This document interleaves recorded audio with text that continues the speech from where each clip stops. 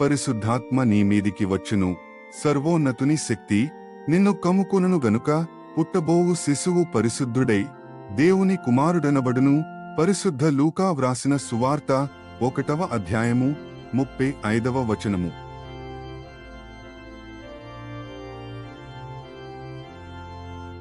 పరిశుద్ధాత్మ నీ మీదికి వచ్చును, సర్వోన్నతుని శక్తి నిన్ను కమ్ముకొనును గనుక పుట్టబోవు శిశువు పరిశుద్ధుడై దేవుని కుమారుడనబడును.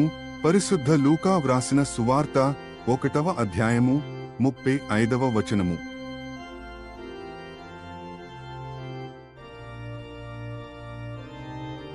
పరిశుద్ధాత్మ నీ మీదికి వచ్చును, సర్వోన్నతుని శక్తి నిన్ను కమ్ముకొనును గనుక పుట్టబోవు శిశువు పరిశుద్ధుడై దేవుని కుమారుడనబడును.